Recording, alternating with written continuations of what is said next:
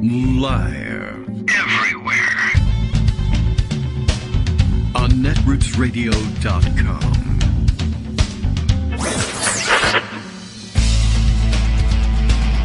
David Waldman. Kagro. In the morning. Now, here's David Waldman. Hey, good morning, everybody. How you doing? It is Thursday, February 15th, 2024. Time for another show. We plow forward. Lots happening today. Hadn't planned it this way exactly, but whoever really plans it this way. Honestly, though, you can pretty much set your watch by it, except for the fact that I don't actually notice every single one of these things, but we are under the cloud of a mass shooting, as usual, actually. We just don't acknowledge every single one of them. But this one is one of the big splashy ones that makes the news all over the world. This time at the Kansas City Chiefs Victory Parade in Kansas City.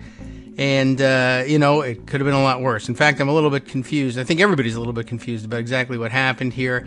It appears, I guess because of the size of the crowd and the circumstances, we're still in the stages of the shooting that usually these things resolve themselves inside of the first 8 hours or so. But we're still in, we don't even know whether it was one shooter or multiple shooters mode. It seems, I don't know. I haven't really been able to sort out this news, and I don't know if whether we're going to be able to sort anything out for you this morning, but that's where we are. And although it does strike me that this is something we go through every one of these mass shootings. There is a period during which everybody, investigators, people on the ground, etc., are convinced that there were multiple shooters. Although usually, again, we go through these things this way because people say, well, how could so many rounds have been fired so quickly if it wasn't the case that there were multiple shooters? And the answer almost always turns out to be, well, there weren't. It's just, that's guns these days. These are weapons that can fire a lot of rounds very quickly and very easily, and they're readily available. And of course, it gave people an opportunity to remind everybody, this is Missouri, where gun laws are super loose because everybody said, or at least politicians said, that they were convinced that this is what everybody wanted. And so there you go. I don't know. We'll have, We'll have a chance to maybe take a look at it. Greg has sent me a few snips of what's being reported in the morning. There were 3 people, this is what I saw, 3 people detained in all of this. But I imagine that in the confusion of a crowd like that, there was probably a shooter and then probably some people reacting, because apparently it was people in the crowd who tackled a number of them and handed them over to police custody, although everybody else sort of also taking the opportunity to point out there were some 800 cops on duty at this thing. But the Kansas City mayor makes a good point, although he's a little blasé about it, but I think he's doing it for effect. He's not blasé about the shooting. He's just telling you matter-of-factly, because he has to deal with this day in and day out.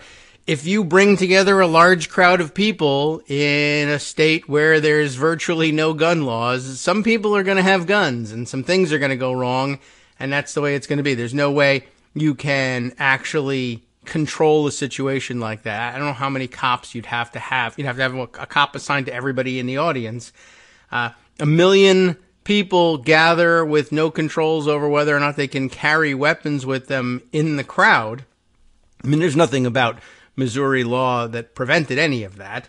Something's going to happen. Even if somebody just accidentally shoots themselves adjusting their gun in their waistband, 5 other guns could come out and now you have a mass shooting and no one ever intended to do any of it. So I don't know. They may never unravel it this way.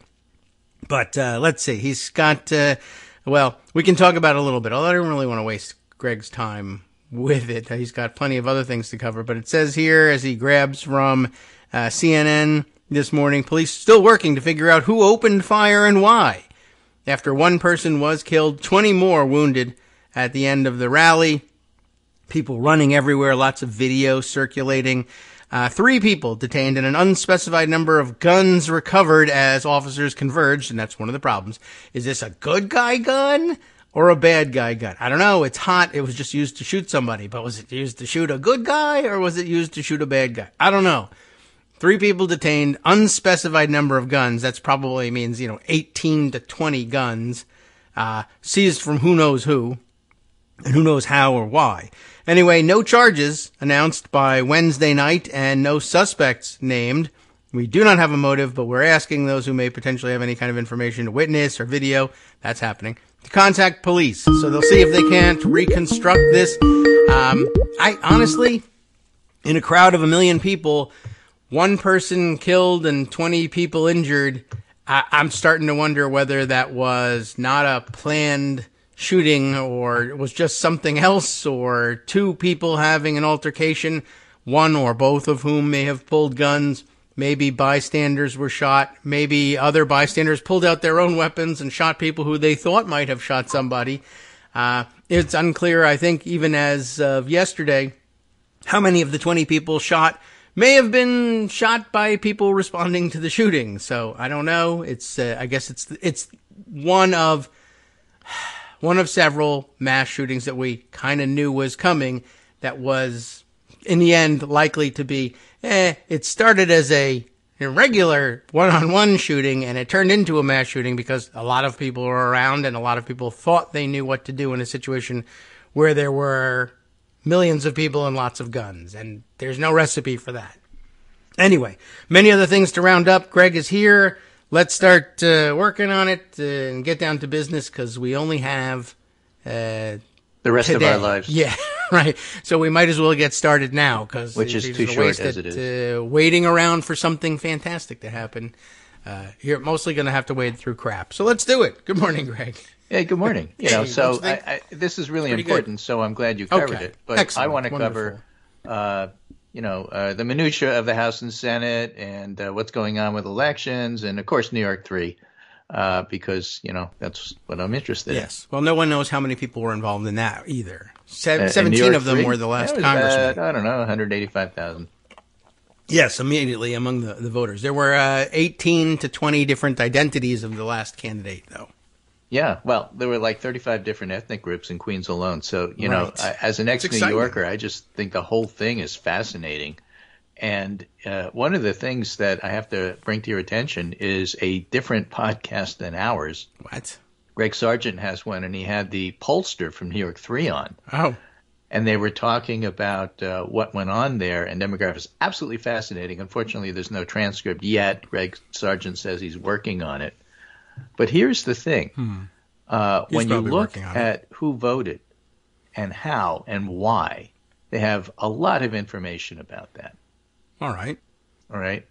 So, like, for example, the district is about, 18, 19% Asian, but that includes, as we talked about on the show the other day, Pakistanis, Bangladeshis, but predominantly huge. Chinese and Korean. They went about 65% for Swazi.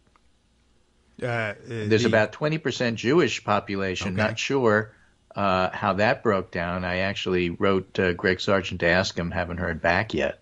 Mm-hmm. The question of how you deal with immigration was front and center to this. And the pollster said, look, we knew from the beginning this was an issue.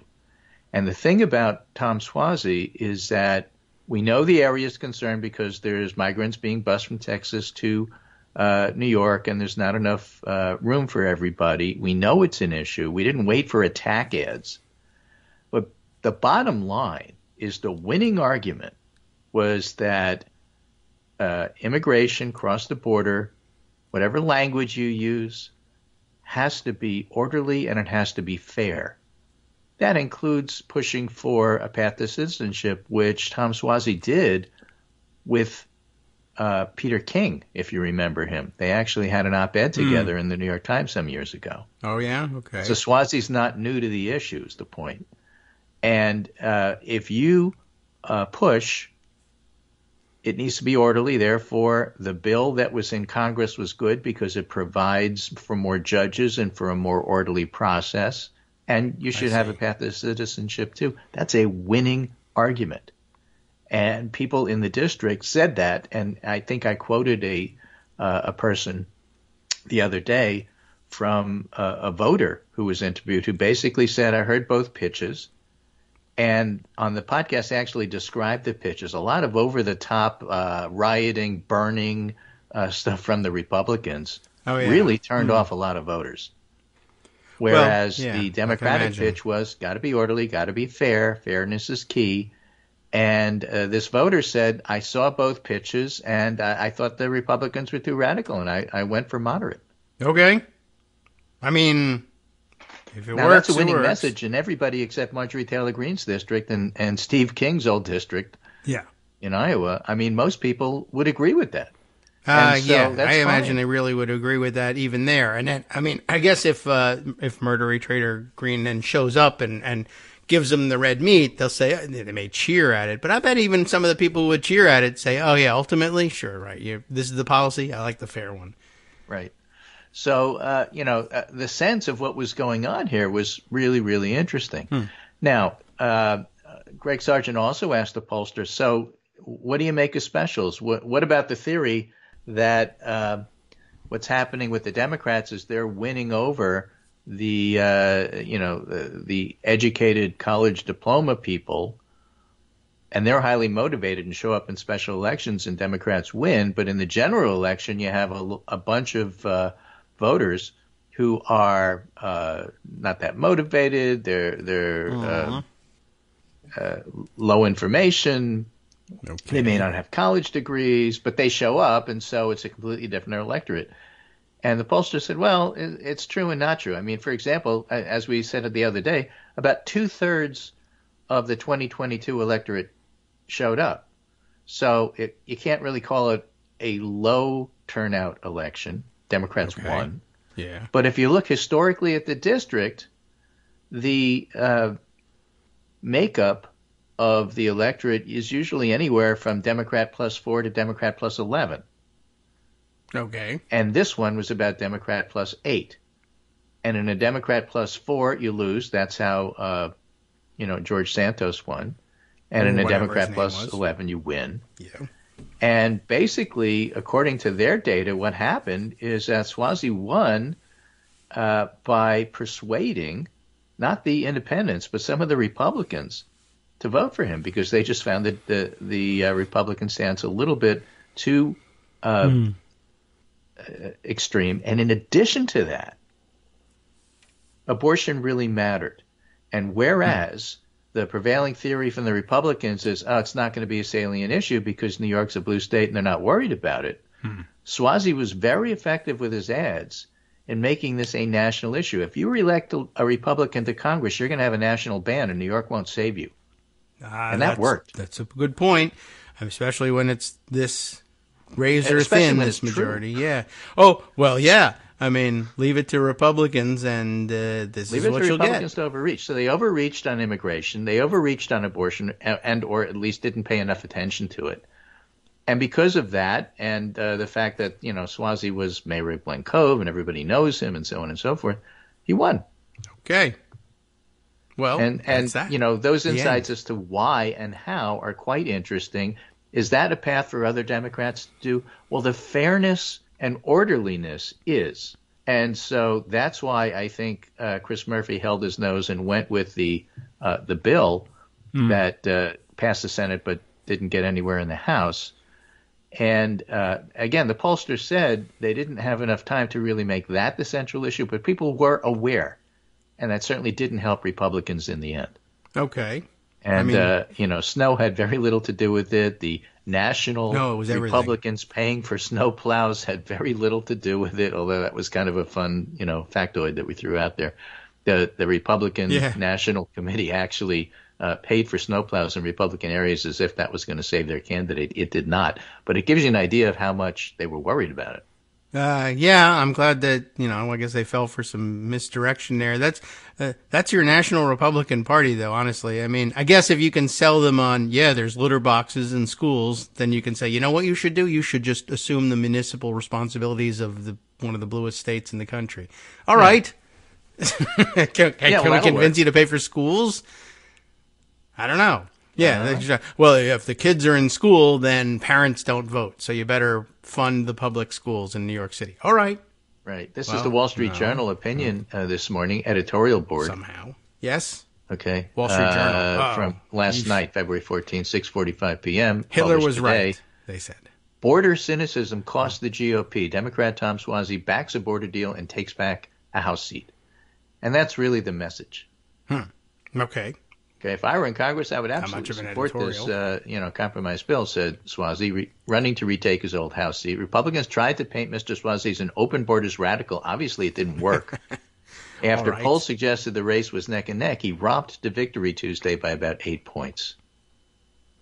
All right. Massey Phillip, the GOP's candidate, called the Lankford deal an absolute non-starter, didn't have a real substitute, had nothing else to say. I told you she's a candidate in a box, completely empty. Yeah, in her debate with Suozzi, she simply repeated she wanted to secure the border, build the wall, tighten the asylum rules, yada, yada. And Mr. Suozzi correctly pointed out, getting 60 votes to pass anything in the Senate requires bipartisan deal-making. Many voters are fed up with border sloganeering. They want to fix the problem. He ran on that. He won. Okay. Okay, so all of that, I think, was important and really, really interesting. Yes, we'll see that it hopefully stays salient through November. I guess it'll sink into more consciousness. None of these issues are going away. People are missing a big reason Dees flipped the immigration script, said Greg Sargent when he was tweeting about his podcast interview. Yeah.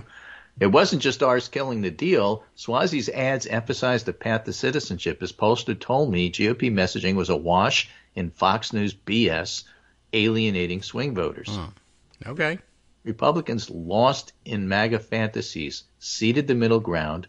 Suozzi demagogued in ugly ways, but he also emphasized legislation in making the system work, and that was a winner. So, yes, there's a lot to learn here on a national level. It doesn't mean this predicts national levels, but there's a lot of messaging that was tested here that really is going to turn out to be really, really useful. And then later on, Greg Sargent said, I thought Dave Weigel's reporting was illuminating on this, picking up a vast gulf between normie voters who want security and make legal immigration work versus MAGA voters who are lost in Fox tropes. Yes. And Weigel chimed in and said, yep, the Suozzi position was very Obama 2013.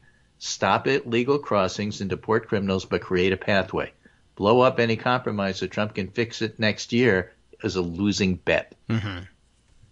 Okay. And so that's what you emphasize. And so, Trump killed it. That's important, and you have to push that. And, it was really frustrating to say that polling suggests that people blame Biden for it not passing. It's stupid. It's annoying. I'm not worried about it. You haven't had a chance to really message that yet, and everybody's going to blame the president because he's in charge of the economy. And he runs the world. I don't know if you knew that. Yes. But most people don't really pay that close attention, and that's what the job of the campaigns are, is to emphasize that stuff. So meanwhile, yes, you want to talk about Congress or general stuff overall? Well, let's do the Congress. You sounded excited about that. What happened? I was. So this is Jake Sherman writing this morning. Jake Sherman, who basically is a Republican stenographer. Jake's my boy. All right, the disaster that is House Republican leadership, he writes.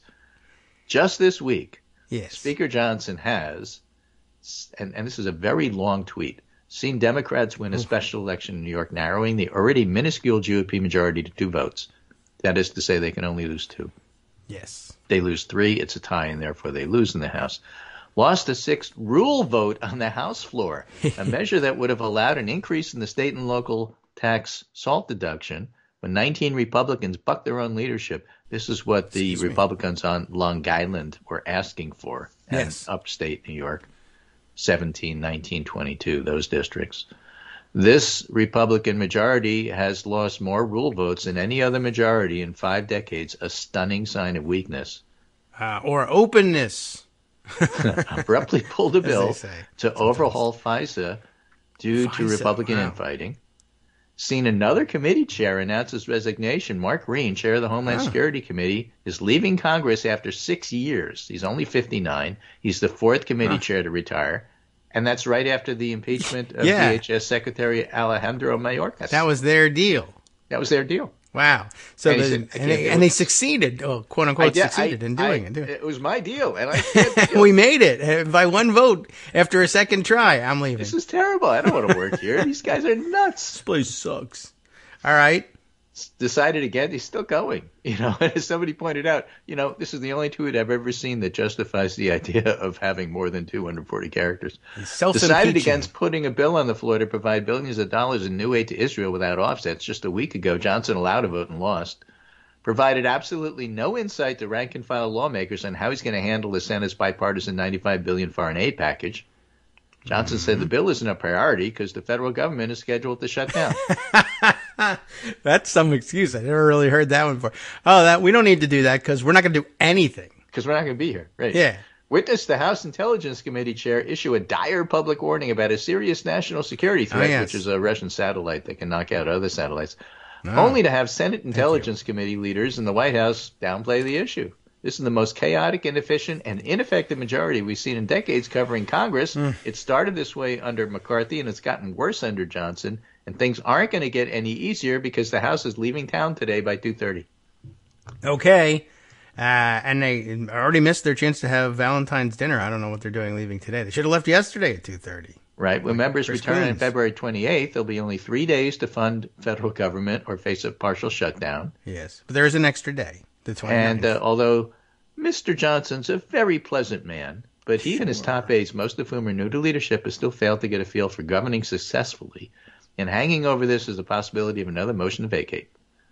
All right. Frank Lucas, Republican, Oklahoma, 30-year veteran, said, watching Speaker Johnson, who I have great respect for, grow up has been fascinating, but I just hope he has time to finish growing up. Yeah. Well, that's one of his allies. Wow. Well, like I said, he's got an extra day. February 29th is available to him to grow up, so he'll be older than most. Right. And so what do you do, and how will all this stuff pass? And, of course, that's where we get to our old friend Ringwis, who, of course, has the definitive thread on defeating the previous question. Yay. Wait a second. I got to get there. Do we have to do that? Yeah. Well, you know what? Taking there's several different ways, as Liam Donovan has pointed out, there's several different ways that the House majority can exert its will and get stuff to pass. However, how many psychiatrists does it take to change a light bulb? And the answer is one, but the light bulb has to want to change. Right. The House has to want to pass something. That is true. The Republicans have to want it so badly they're willing to buck their leadership. That almost never happens. That's why discharge petitions don't get anywhere. And even if you do, a discharge petition apparently takes 41 legislative days, which I think in dog years is like 9 years. Yeah, that's a while. Right. And by the way, just as a side connoisseur here, all right. Yeah. Somebody published, James Wallner, I think, published a definitive ruling on what is a day in the Senate. I understand. And a legislative day versus a calendar day. Day is used for two speeches in the same day is different than day is used for unanimous consent, which is different than day is used in under the rule, which is different than report to lie over one day. And so, these things can take forever. But defeating the previous question comes up right away. And as we've explained on this show, what that really means is if somebody brings up a special rule, that means you're trying to push the question forward. If you defeat the question, it opens up the opposition to make amendments, thereby ceding the floor from the speaker to, in this case, the Democrats, in which case they could offer an amendment, and that amendment could be foreign aid or anything else they want. And that could happen right away, and it doesn't take 41 legislative days. And could that work if you have the votes? What if you decide, the speaker says, you can't do that because the question is not germane? How do you decide that? The number of votes on the floor in the end. Yes. And so if you have the votes, you can do it. And if you don't have the will, even if you have the votes, you can't do it. That's what it comes down to. So we'll see. Okay. Everybody who tells you it can't be done is wrong. Everybody who tells you it's not usually done is right. Yes. Everybody who says, well, it's not going to be done that way has no frickin' clue. Well, right. The thing to keep in mind is that, ultimately what determines what happens is where the votes are, and it just manifests itself in different ways depending on who the players are or what the situation is. But yeah, when leadership makes a ruling, usually it's because they've got a sense of where their caucus or conference is and are staying comfortably ahead of them. But these days, there are people who have no leadership experience who just think, I guess experiencing it from the outside, always just thought that the decisions were arbitrary, so that it's now your power, now that you're the speaker, to just make an arbitrary decision the way you want it to go. And it's never the case. If you're actually, in a stable leadership and are not going to be displaced by a motion to vacate every 2 weeks, you're jumping out in front of the parade. The same old metaphor that we always use. You find out where your members are and say, that's what we're going to do because reasons, and that becomes the official explanation. You can't defy a unified Congress working its will, especially if they get the idea that they can work across the aisle to outnumber you. So that's where that stands, and we'll see what happens now. Let's see. The other thing that I think is really important in terms of what's going on, and we'll talk about this after the break, which is just about to come up. Yes, is the legal and quasi-legal stuff. Okay. There's a Trump hearing in New York today on fraud trial number 2. That's the hush money one, to see if it goes forward. And also Fani Willis's hearing about her fitness to serve in Atlanta today and probably tomorrow. There's the Judge Engeron decision in fraud number 1, which is the real estate fraud. Yes. And that decision is expected tomorrow. Remember, Trump's already lost that case. The question is, how much is he going to owe? All of it.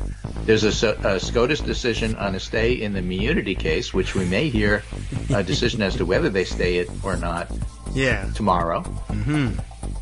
So there's a lot going on in the courts. Yes, and remember, all 17 of those things are totally rigged by George Soros or something like that.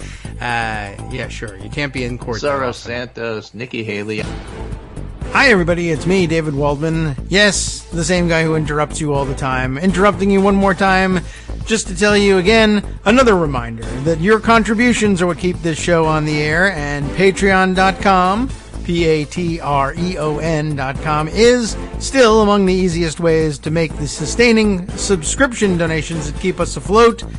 Are you ready for the pep talk about how our Patreon campaign is still going strong and growing? Well, too bad. Yeah, the plain fact is we actually are headed in the wrong direction, and whereas we once had about 175 monthly patrons, we're now actually down below 150. Time to recruit some more. Not exactly the kind of news I wanted to share, but there it is. For those of you in a position to support the show, Patreon.com does make it easy to make those secure, recurring monthly contributions to do so. Patreon.com/KagroX gets you straight to our donation page. We've been through a lot together. The worst of the pandemic, we hope. The worst of the insurrection, we hope. So go ahead and treat yourself. You don't need an excuse. Give yourself the gift of a little something you enjoy in life. Support the show. And of course, if you happen to prefer using PayPal or even the Square Cash app, we're up and running on those options too. So thanks again, everyone, for all your support. We couldn't, or at least shouldn't, do it without you. Hope you'll be on board soon too. Thanks for all your support. All right, welcome back now to the Kagro in the Morning Show here on Netroots Radio. I should say that a lot faster because the second segment today sponsored by our good friend Judy Vincent of Hawaii, who has sent to the Kagro in the Morning World headquarters. I was just telling Greg about it.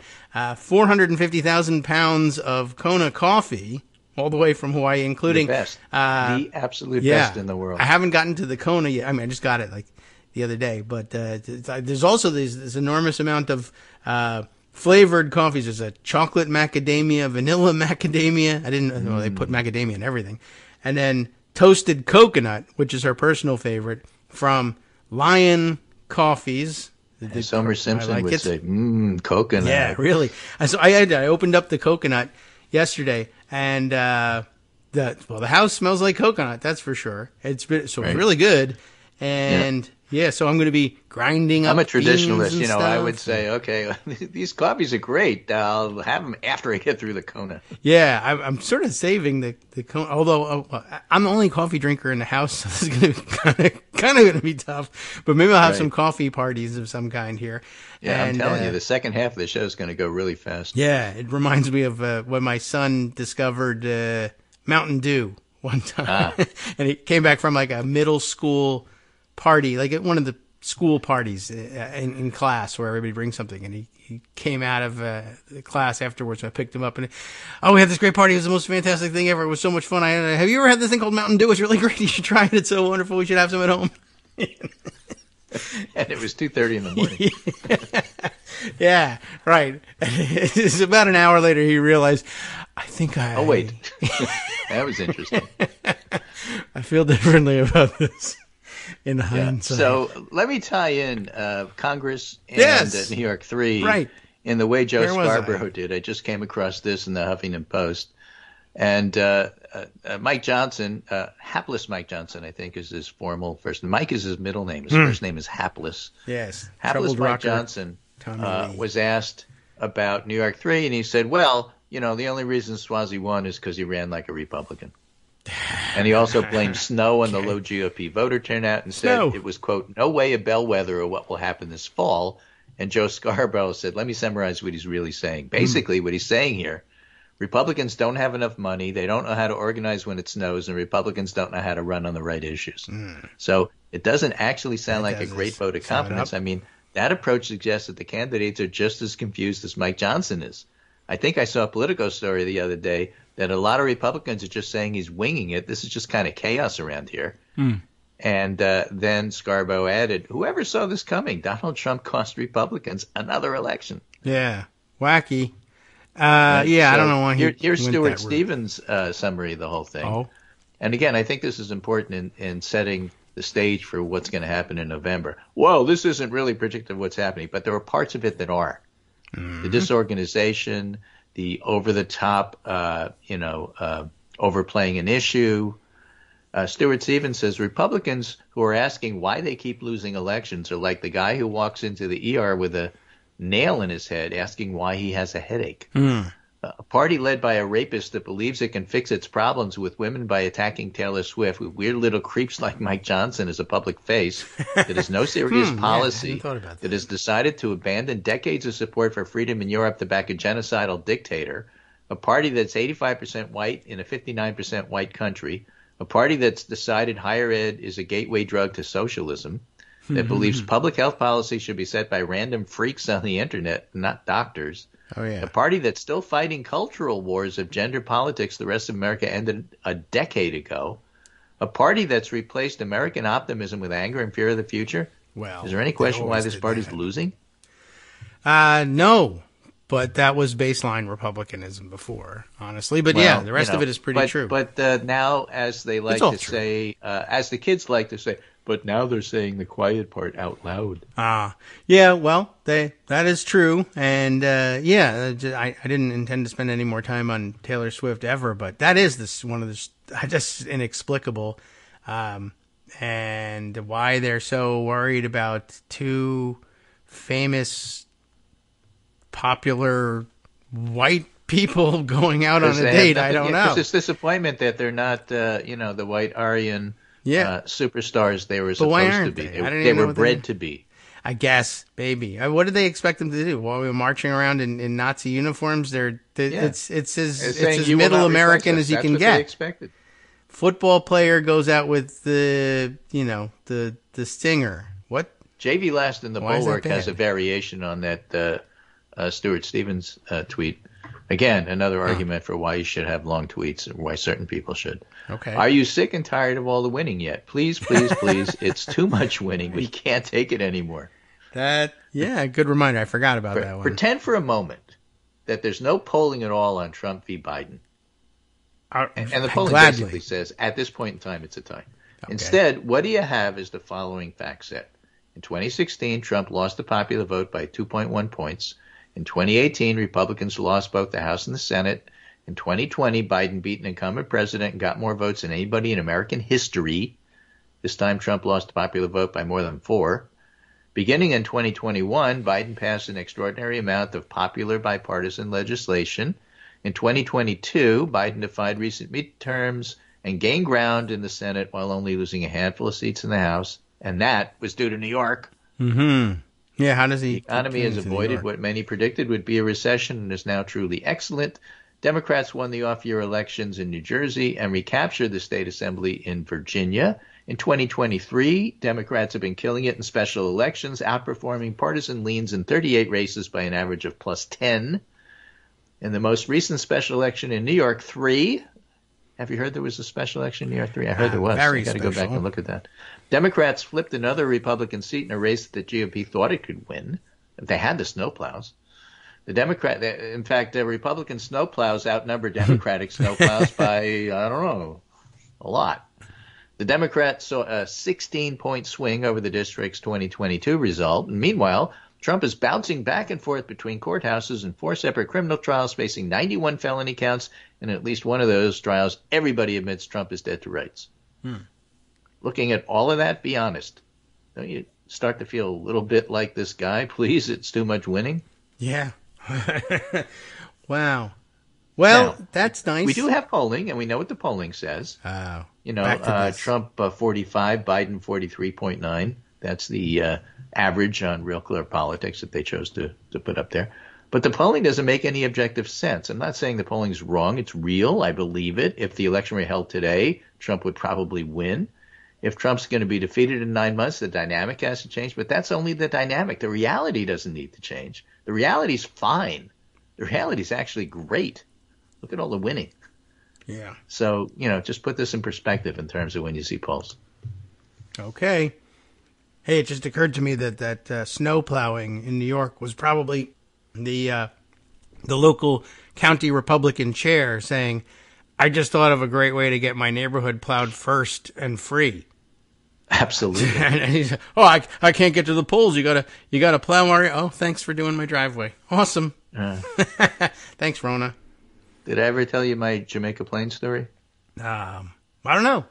That doesn't ring a bell. Back in the day, right after college in the late 70s, I lived in Jamaica Plain, Boston. Wonderful place. Okay. And we got snow. Yes, that will happen. In fact, I think it was 78. We got so much snow. I was working at the old Peter Bent Brigham Hospital, and basically you had to ski to work because it was the only way to get there. Okay. It was like a really, really big snowstorm. This is starting to ring. So our local representative was a terrible Republican who lived literally around the block from me, maybe 9 houses down around the corner. Okay. And I remember, doing some canvassing for the Democrats. And so I did my neighborhood, and my side of the street was, very much Democratic. And I went around the corner and I started canvassing there. And they said, look, kid, we're voting for this Republican who lives on our block. And I said, cruel. Why? And they said, our street gets plowed. Ah, okay. And I said, why? Is there any other reason? And they looked at me and said, we don't need another reason. All right. Yeah, as long as the guy who lives in our block, he's in office, our street gets plowed first. That's all you need to know, kid. All right. That's politics being local again. Well, yeah, this is Tip O'Neill's, Boston. So, that's how it works. So speaking of all politics is local, here's a piece in the Detroit News, which is legal-ish. Okay. Republican National Committee recognizes Pete Hoekstra as the new Michigan GOP chair. Oh, right. Yeah, okay. They're now recognizing the Republican National Committee has decided to recognize former U.S. Representative Pete Hoekstra as the chairman of the Michigan Republican Party amid an ongoing battle for control of the state GOP. Hoekstra, whom former President Trump has endorsed, and Christina Caramo, whom GOP delegates voted for, have been locked in a fight for power for weeks. Robert Steele, Michigan's Republican National Committeeman, confirmed the RNC's decision in favor of Hoekstra Wednesday, saying a 6-page report has been authored but not released. The RNC's executive committee ratified Hoekstra as the RNC member as Michigan Republican Party chairman, according to the RNC. And in a statement, Hoekstra said it was time for Caramo to end her misinformation campaign. But, of course, she won't. Okay. Well, it's never time to end a misinformation She says the campaign, Michigan Republican Party, not the Republican National Committee, determines who the chair is. Womp womp. And they're going to have county conventions tonight and presidential caucuses on March 2nd, indicating they'll hold a vote with caucus delegates March 2nd on who's the chair. Okay. So, I think that they should, just do it in July. Yeah. Why did they have to people decide time now? Why don't they just decide this a couple of weeks before the election? Sure. I don't know. I guess because they're bankrupt. I can't believe that the Republican Party said maybe the chair of this state isn't the black woman, but the white guy. Right. Okay. So, so surprising. Do you remember David K. Johnson, occasional friend of the show? Sure we do. Of course. Way back in the day, I think I had said something and didn't credit exactly who it was from. I think David I read K. an Johnson article. took issue from it. So he being an investigative reporter, found my number and called me and complained about it. And I invited him on the show, and he called you. And I think he was on the show once. Yes. I think we were reading one of his articles and then commenting on it. And we were, we were unclear as to what was comment and what was actually reading. I mean, he was 100% right about that. He was 100% right. And then he was 100% awesome to come on the show, too, as well. Yeah. When he called our house, he said, well, I thought you probably thought you had a listened. number, but I'm a very good investigative reporter, and I found you. All right. Yeah, but I mean, he saw that he was mentioned in the podcast. He listened to it and said, I have comments. So we loved it. I actually more of a comment than a question. I love David K. Johnson, by the way. Yeah. I think he's really good. Anyway, the reason I tell that story is because in his D.C. report today, he has, will GOP leaders speak truth to Trump? No. Okay. Donald's constant begging for small donations to pay his not very good lawyers is sucking up a huge share of what Republican small donors can give. Several state party organizations are basically broke. The Michigan GOP began last year with almost $2 million and ended with less than $250,000. Time for a white guy. The Arizona Republican Party was down to $14,800 last fall. Great. And just last month, Trump backed out of attending an Arizona GOP fundraiser to avoid one of the many fights and scandals tearing the state party apart. The Republican National Committee, which we just talked about, was riding high in 2016 after Trump won the Electoral College. It had almost $22 million in cash. Now it's down to just $8 million. They had to take out a loan. Okay. And then, of course, there's mandatory trial attendance. They claim that he's a multi-billionaire. Remember, David K. Johnson for decades was on the Trump is a lot poorer than he claims beat. Yes, one of the originals. This guy backwards and forwards. And what will happen to his claim that he's a multi-billionaire if he can't come up with the money to appeal the second E.G. Carroll Defamation Award, the case where she won $83.3 million? I doubt he'll get the resources to post a full amount, and doubt even more than he can get a financial institution to post a bond. Who would take on such a risky financing scheme? Mr. Bonesaw, he'll do it. Right. Meanwhile, the cash poor Republicans just sabotaged their own Mexican border bill to placate Trump's losing campaign. And on Saturday, Donald essentially invited Putin to attack more countries in Europe. Neither of these will sit well with the majority of Americans. He also completely bollocks how NATO functions. Winners build out from their base, creating alliances, not Trump. He focuses on his base, pushing away people who don't give up their political souls to submit to his petty wants and unpredictable whims. So sticking with him is political malpractice. And the price for that malpractice will be huge come fall if Republicans continue bowing down to the con man who courts religious leaders while acting as a perfect example of blasphemy and also claiming to be a savior. Yeah, he's not clear on the concept. So please understand, Trump doesn't care about anyone but himself. That last line, Trump doesn't care about anyone but himself is what he wrote. But being president with the opposing party in charge of both the House and Senate, he would get little done and could see his executive power severely constrained. Last year, I wrote that should Donald realize all is lost, it'll be trounced in the fall. He might pull out on his own just to avoid humiliation. Don't be surprised if Trump tells MAGA to stay home, claiming the voting system's rigged, malarkey that his gullible acolytes may swallow. In fact, he's become so delusional in the past few years, his mind so deeply confused, he may just blunder on to November 5th. Should that happen, the upside would be a major and beneficial course correction for America. So he's pretty optimistic Trump's going to get clobbered. Kind of interesting. Okay. Well, it's nice to hear. Yeah. Sure. Meanwhile, in In South Carolina, Trump tells South Carolina voters Nikki Haley will never be vice president. All right. That he meant to confuse Pelosi and Haley. Me too. That he meant to say that NATO's finished under him in its current form. That I believe. This is like Pee Wee Trump saying I meant to do all of this stuff. Yeah, really. I don't know how. What you can't say that I'm confused. No I'm not confused. I meant to do that. Yeah, I don't know about what he thinks he can get away with. I meant to confuse them. That doesn't make any sense. He did mean to say he would dismantle NATO, though. He does. Nothing that he says confuses him. And there are snippets of his speech that you could play that you say, this is completely incoherent. Sure. I have no idea what he's talking about. So, I don't know. Yeah, that's most of it. I don't think the guy's all show. Yeah, no, he's mostly out of it, and he speaks. It makes it worse, or I can't. Well, which came first, chicken or the egg? That most MAGA Republicans sort of speak in a code about their culture war issues that most normies don't understand. But then there are 10,000 different interconnected conspiracy theories, and they leap from one to the other to the other. And then at bottom, it doesn't matter what you prove to them. They'll just say, well, that's all fake news or rigged, or that's what they want you to think, or so they can go anywhere. So there's no, intellectual discipline of any kind, obviously. And Trump is in no shape to impose that on anybody. But, I guess there's that. And then the longstanding practice of news organizations being staffed by people who know how to write, and they translate gibberish into, well, he probably meant something along these lines and normalize the stuff.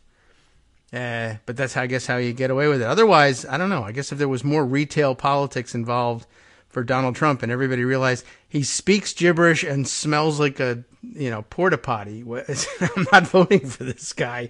How is it that he has this national reputation as a power player? I think he should, campaign with Ron DeSantis. Sure. Why not?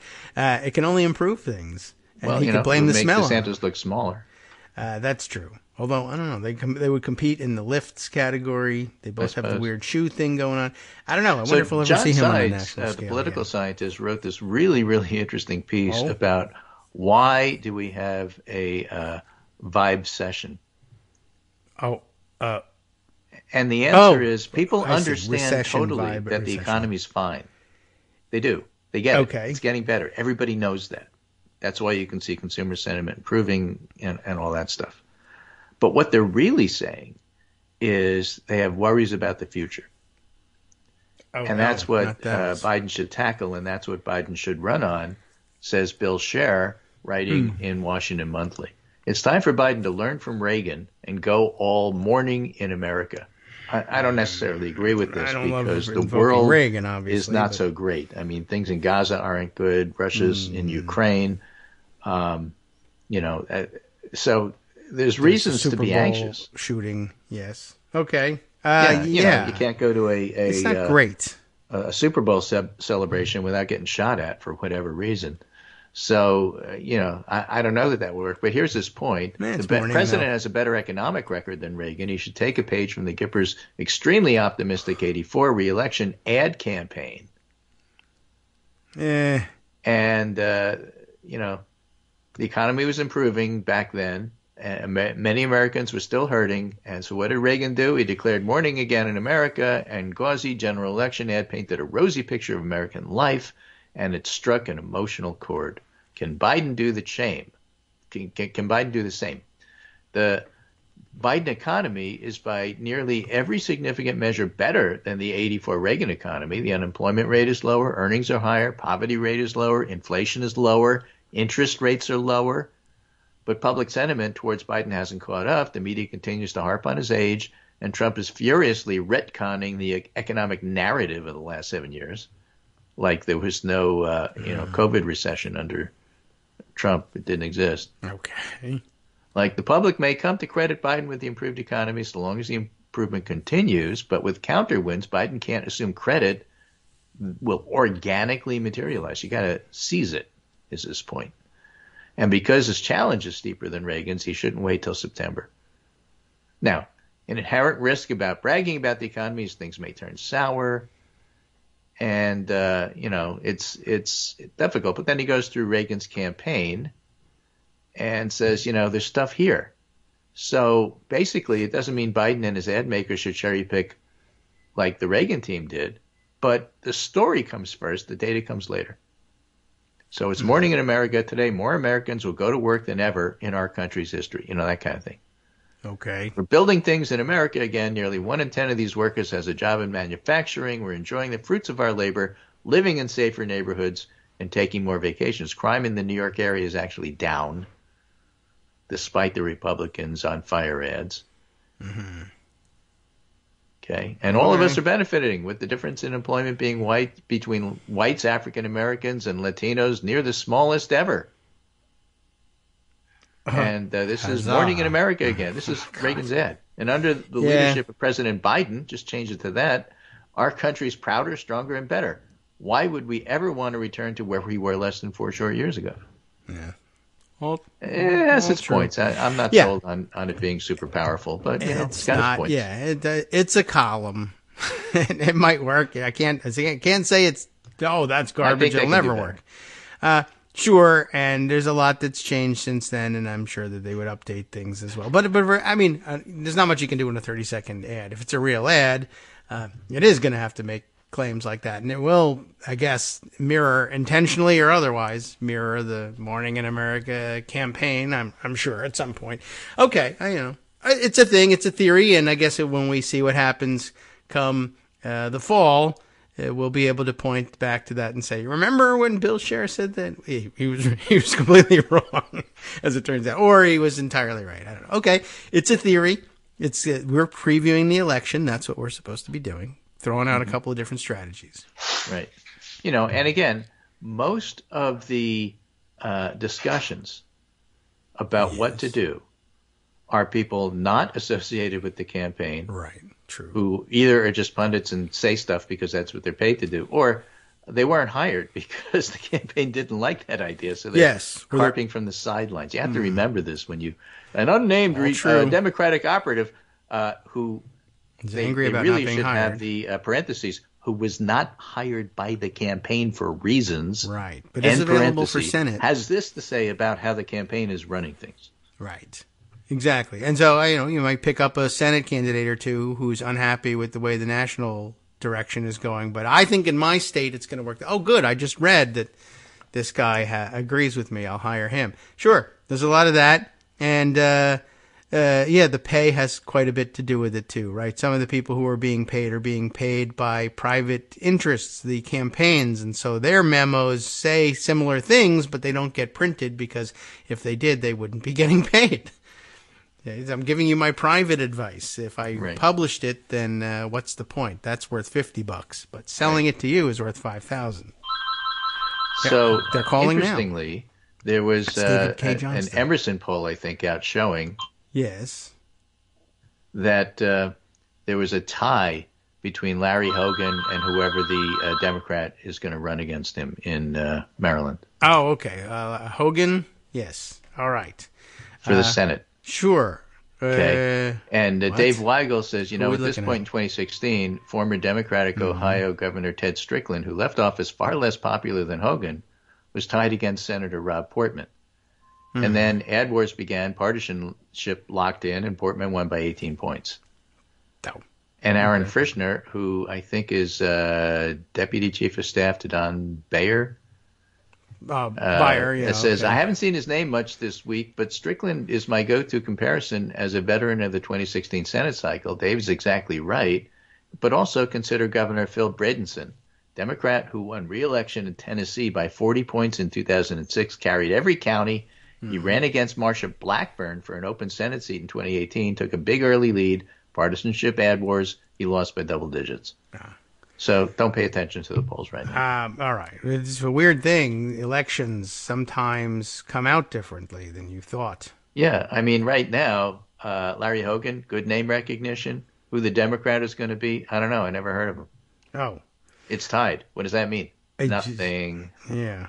Well, it's Maryland. It's blue-leaning, but he was governor, and there's plenty of Republicans. But there's also a huge difference between executive with somebody in the state house, which is going to be Democratic, to check you. Yes. On the one hand.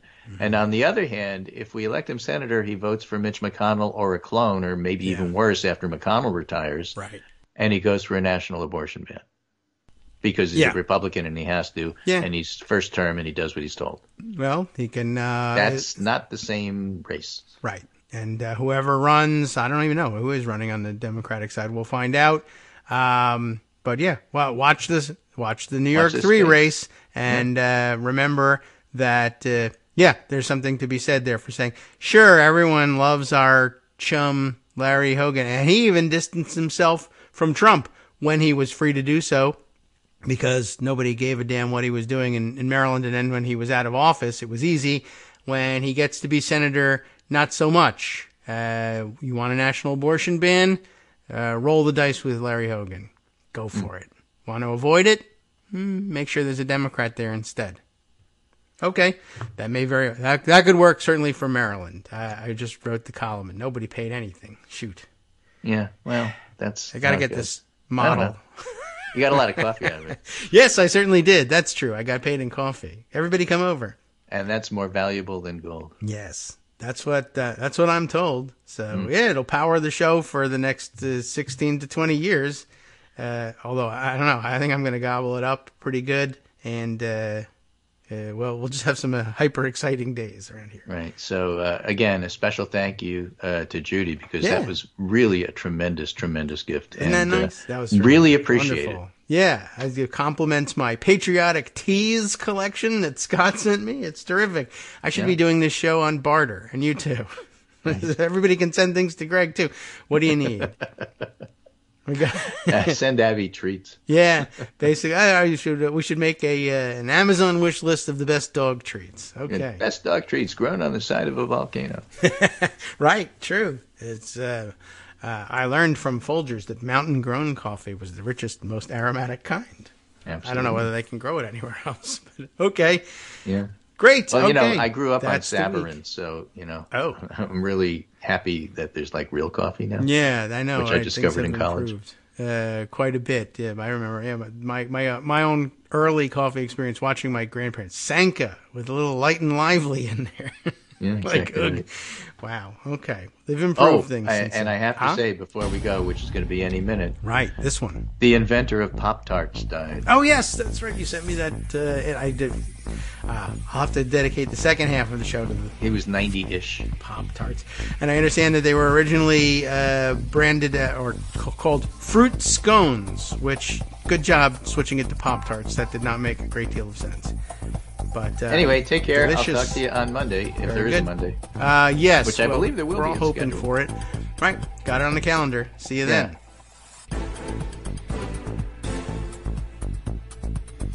Okay, welcome back now to the Kagro in the Morning Show here on Netroots Radio. It's true, the inventor of the Pop-Tart has died. Greg sent me this note via social media back channels just yesterday.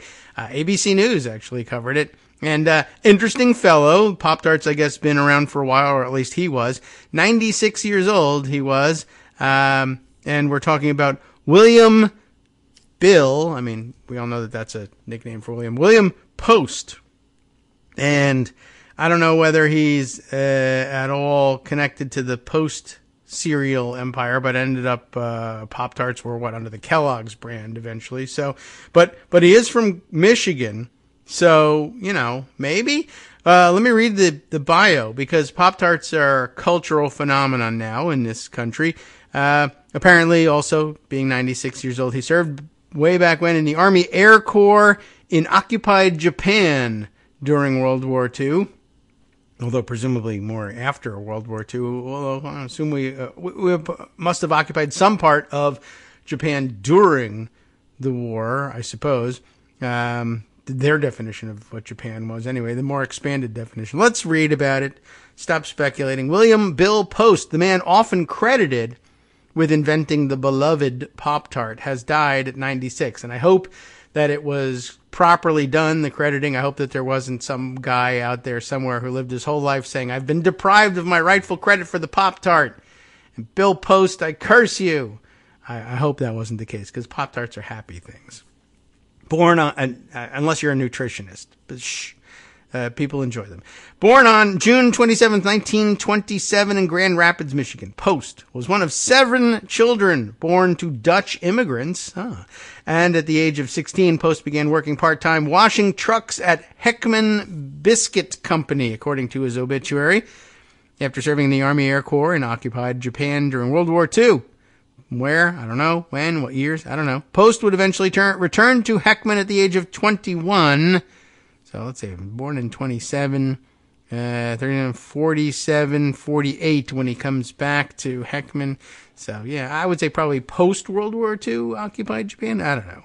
Just guessing. Anyway, he returned to Heckman at Heckman. I don't know if they're still around. Oh, no, look at this. There's more information. This is actually interesting. I mean, this is like a consumer history of America. I know. I mean, you'd think, who cares? I mean, I understand everyone loves Pop-Tarts, but let's move on. But, like most lives, it's intertwined with an interesting story of America. Your life, too, when we get around to eulogizing you, whoever you may be. Don't forget your part and your ties to the story of America and the world and the people around you. It's a tearjerker. Hold on. Okay. Regaining my composure. Yes. So he returns to Heckman Biscuit Company at age 21 to work, full time as the personnel manager while also assisting with sales and production. He's baking stuff along with the many other elements of the business. Back in the day when you had people who were chief cooks and bottle washers, right? Fast forward 20 years now, and Bill is plant manager of Heckman, and this is the corporate history of America. Heckman, later known as the Keebler Company, like they're baking everything we eat in Michigan at some point. This is really interesting. I had no idea. Well, as plant manager of Heckman, later known as Keebler, he welcomed some executives from Kellogg's, which is Battle Creek, Michigan, right? Who asked if he thought it would be possible for Keebler to create a new product they had in mind, according to his obituary. It was a little late for them to put the plans for the new product in the obituary. You see, that was poorly constructed, that sentence. But at any rate, we have more to tell you here. It is at this juncture that Bill is often credited for having, quote, invented, the Pop-Tart.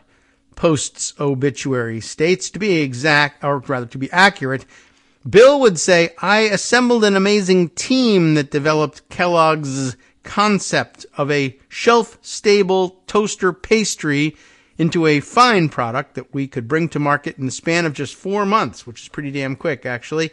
I guess you didn't have all that Pop-Tart red tape back then. But that's an interesting idea all by itself. I need you to I want a shelf-stable toaster pastry with fruit filling. That's an idea. Like, how do you come up with that out of the blue? Pop-Tarts made their debut to the public in 1964. Well, that was, remember, you had to fast forward 20 years.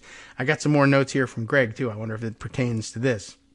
I'll check in on that next. So, 1964, just in time, just a couple of years before I was born, they knew I was coming. I love I don't still eat Pop-Tarts a great deal, but it's a good breakfast, and it's the sort of thing that I joke about eating while letting Greg do the first half of the show.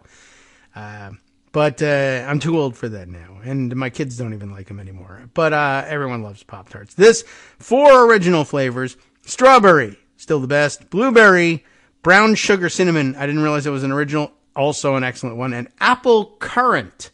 Wow, that one has fallen by the wayside. All the apple filling, I think, is gone now. Now, 60 years later, there are between 20 and 30 flavors on the market at any given time. They come up with new crazy ones all the time. New flavors constantly in development and being tested for an ever-changing market. And I wonder sometimes how extensive the testing is, because some of the things that they put out there, like, you didn't ask anybody about that. Come on. In the latter part of his life, Post would move his family to Elmhurst, Illinois, to begin working at the corporate offices of the Keebler Company, the chief elf, I think, before leaving the company at the age of 56 and retiring to Glen Arbor, Michigan. So a successful business career if you can retire at 56 And Len lived to 96, too. Wow, what a terrific life that must have been. An additional 40 years at home with the family, traveling, although who knows? Maybe he was consulting. Maybe he was working. Maybe he was a Walmart greeter. I don't know. Never mind. I'm sorry. The whole thing.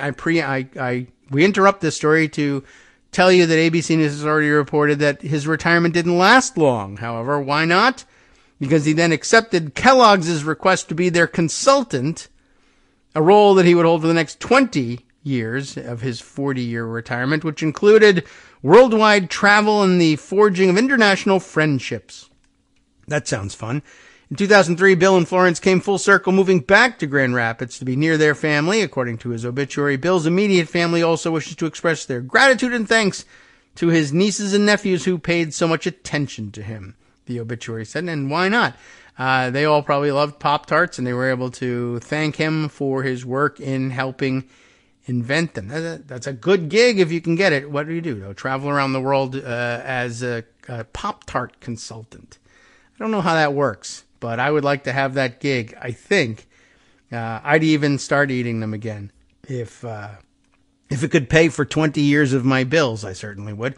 Fantastic. All right, let's see. What else has Greg sent us here? Is this more about Pop-Tarts or something boring like how we run the country? Let's see.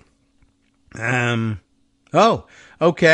What are we looking at here? Harry Littman is tweeting on the actual Twitter here. Judge Merchan says the Bragg trial will go forward on March 25th as previously calendared. Also denies Trump's motion to dismiss. So is this the Alvin Bragg hush money version of bringing Trump to court, paying Stormy Daniels the hush money? And Alvin Bragg, though, of course, has been waiting to bring his case for some time. New judge here, Merchan, March 25th, as previously calendared. So, okay, denies Trump's motion to dismiss. This is now real and happening. Excellent. So that's not far from now. That's a month and a half less until on trial in New York. Let's see. And then what else? Kyle Griffin tweeting about something else here. Yes, during the heated exchange about the schedule for the trial moving forward, Judge Merchan told Trump lawyer Todd Blanche, another name to watch here, stop interrupting me. Reminder, this is a criminal case. Donald Trump will be on criminal trial next month somewhere in America. It's New York.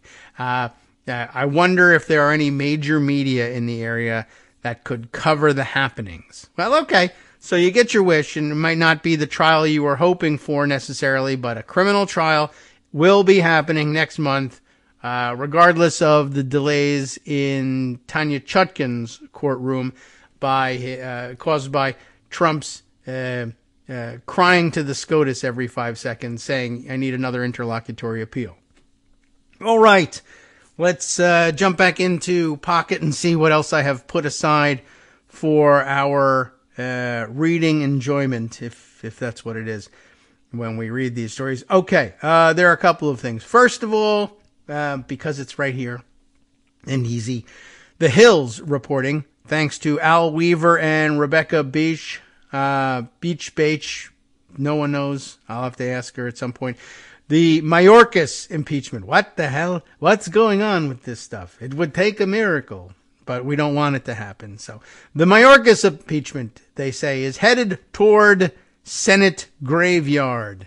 A Senate graveyard, the Senate graveyard. The Senate is a graveyard, as it happens. But here's the story, I guess, what they think comes next in the Mayorkas impeachment. I would say saga, except it's not long enough to be a saga. I think it goes to the Senate, and they say no.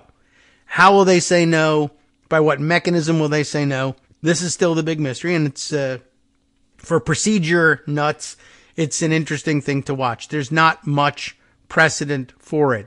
As it turns out, this is fun because they're reminding everybody this is only the second cabinet official ever impeached in the history of these United States. We've actually impeached more presidents, believe it or not, than cabinet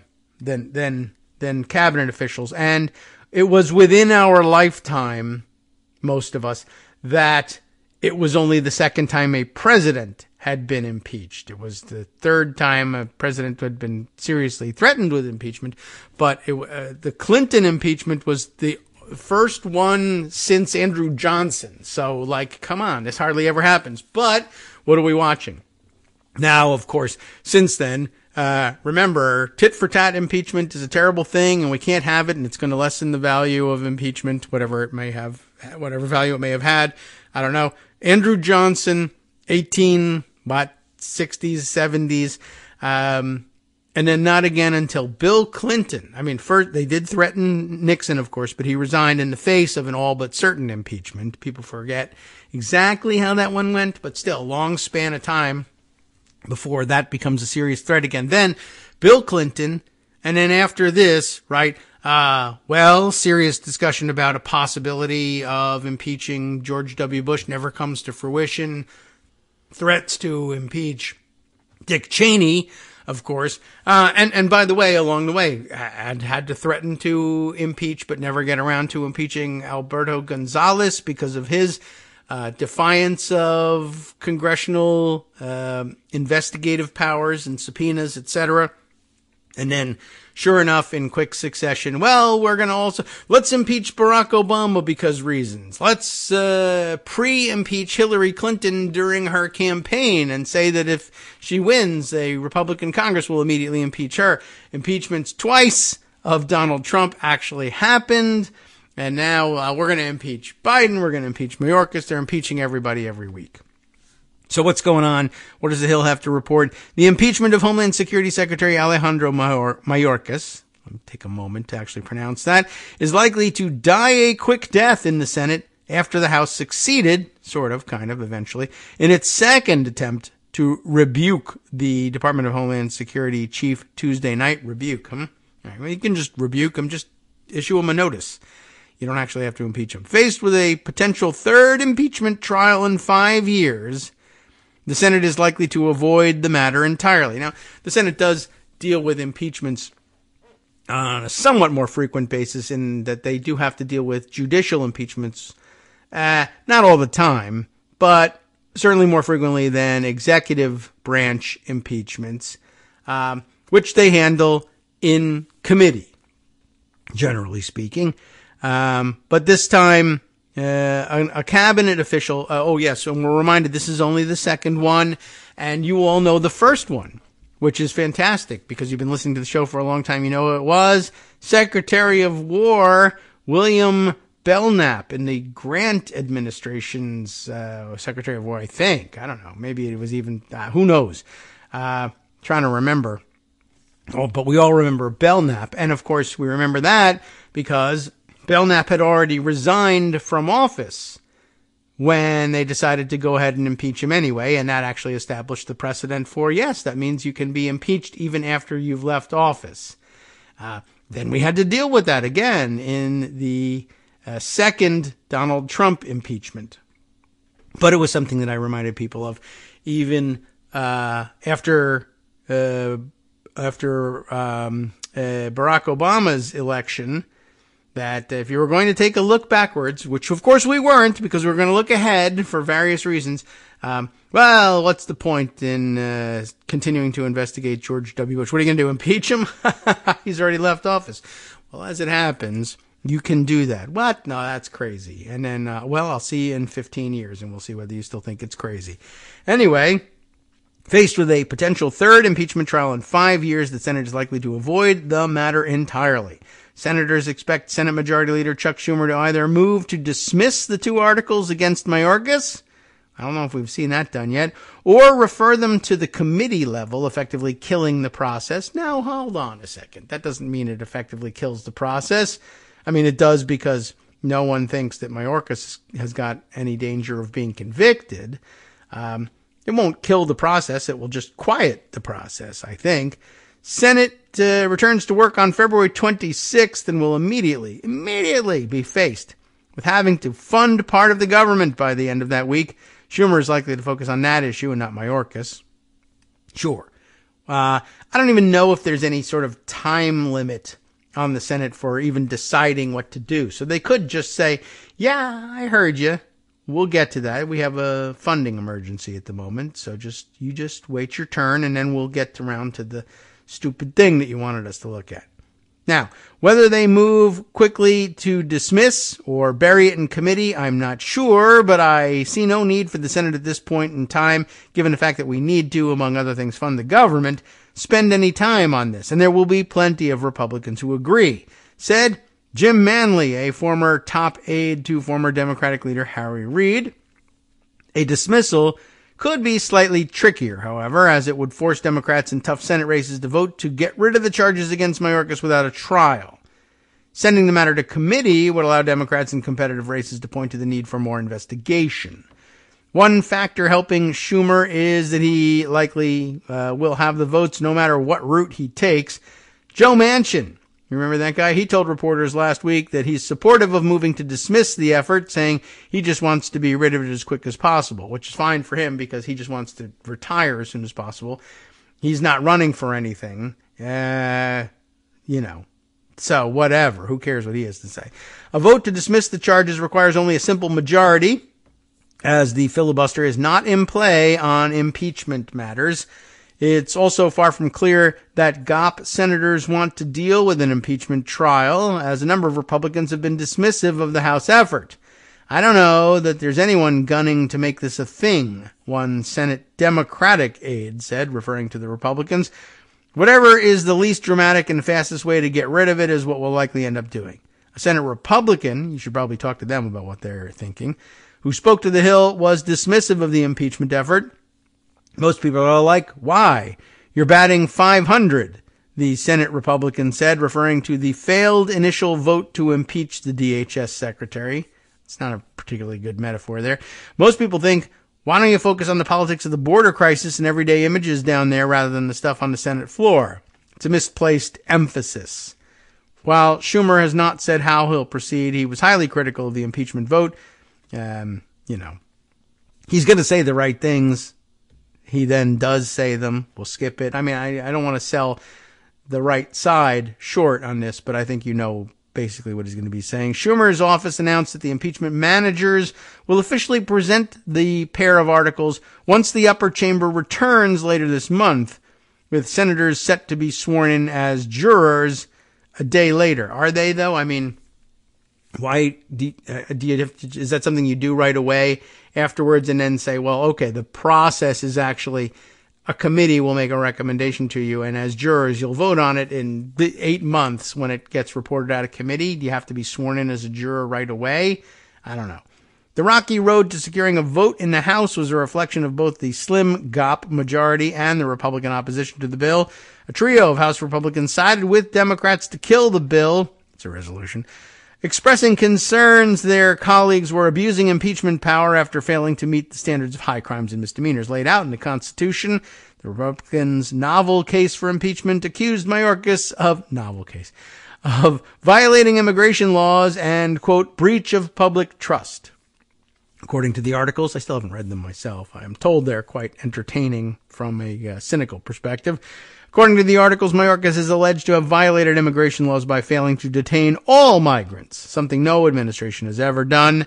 Immigration law experts who have weighed the claim, determined Mayorkas did not violate any laws and is making the same tough choices past administrations have grappled with about whom they have the resources to detain. This is essentially Republicans doing the 5-year-old act. You said you would, or we asked or demanded that you stop all immigrants, and you didn't do it. And you said you were going to try and stop them, and you lied. You're a lying liar. Well, it can't be done.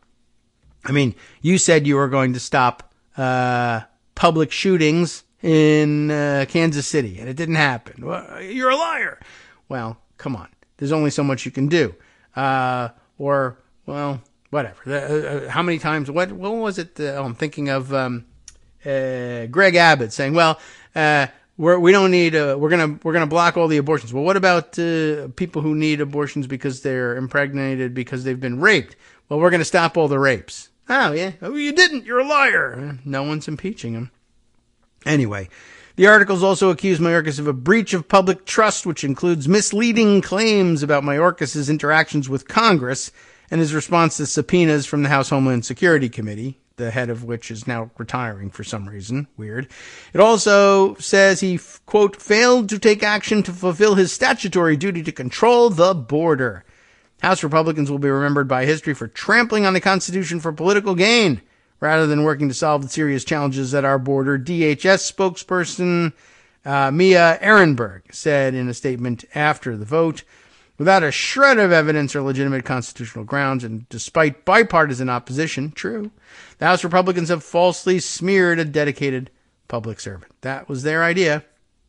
They were looking to smear somebody, and they got it done. Yes, and a new generation of Americans being awakened to the likelihood that making impeachment so routine and baseless will somehow diminish the power of the act, such that if the necessity were to arise to impeach Donald Trump again, whether because he was in office and needed to be removed or just for the hell of it afterwards because he was such a serious criminal, and you just wanted to put that on record and maybe this time actually convict him of something and actually bar him from office, well, you won't be able to, because Republicans hope you won't be able to, because they'll be able to find reporters to favorably reflect them saying why this is a tit-for-tat impeachment and therefore somehow worth less and improper and invalid, even though our tit-for-tat impeachments were super serious.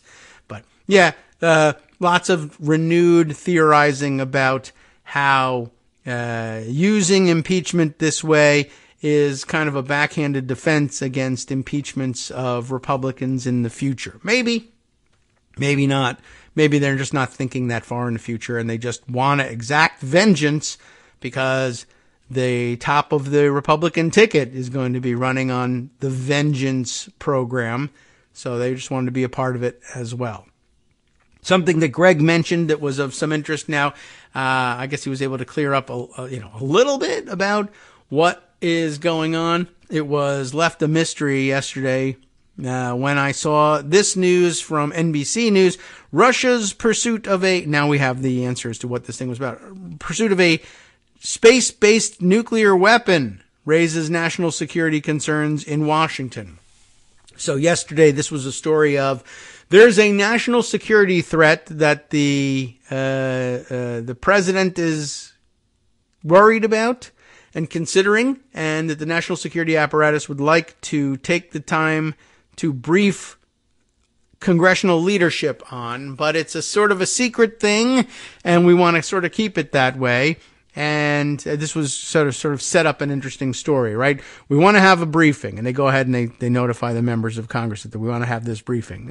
Not making a generalized announcement, but not hiding the fact that they're having a briefing either.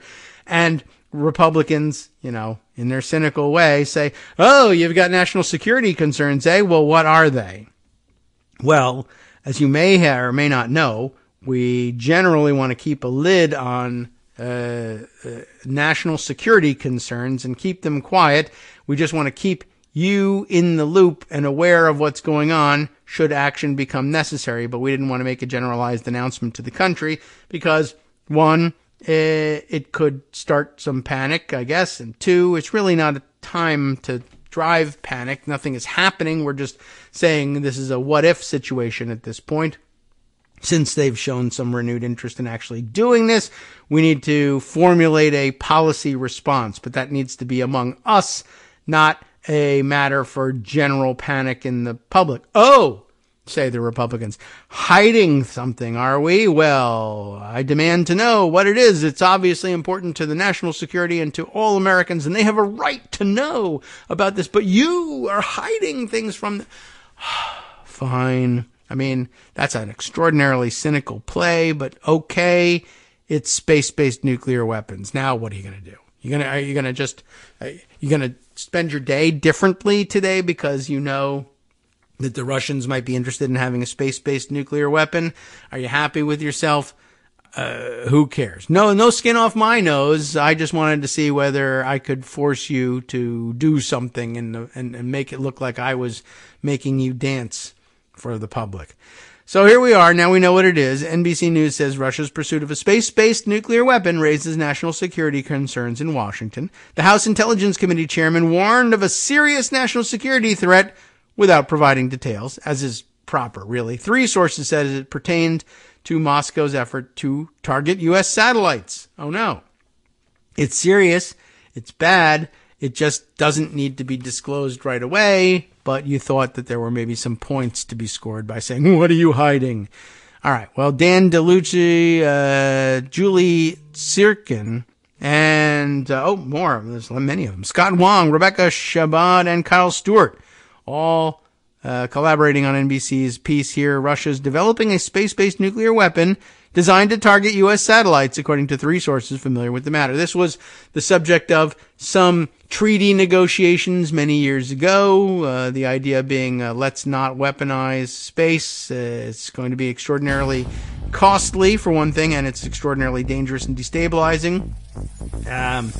And yet, here we are again. I guess back in the days when we were negotiating with Soviet Union, and especially the reforming Soviet Union, Gorbachev, etc., you had a more serious player in mind. Now, of course, Putin, more interested in sowing chaos. Don't know whether he has the resources to put these weapons in space or not, but the threat is worth everything to him. Sup, fam? It's your boy Darwin, aka Darwin_Darko, aka the most reasonable man in America, aka KITM's senior black correspondent. You might remember me from such recordings as Spacemen vs. Space Cadets and We Need to Talk About Joe Biden. Today, I want to bring you good news about that thing you've been struggling with. Do you suffer from giving too much of a damn? Do you turn on the series of tubes and find yourself outraged at the particular way some news organization strung some sentences together only to realize, nope, this is not some fictional hellscape? Well, guess what? You no longer have to accept the life of giving too much of a damn. You can do something about it, because even you, yes you, can be a show contributor. Now I know what you're thinking. Hey, Mr. Most Reasonable Man in America, I'm not some professional podcast talking guy. Don't worry about it. Do you have a smartphone or some other electronic recording device? Well, that's all you need. You too can have a segment where you can read us an important article and give us your take. Read one of your own original essays, or even just give us your commentary on something you'd like to share that's important to you. Fair warning though, side effects may include general punditry, having opinions and hot takes, getting stuff off your chest, and hearing your own voice. If your recording lasts longer than 5 to 7 minutes, please consult kagrox@gmail.com. That's KAGROX@gmail.com.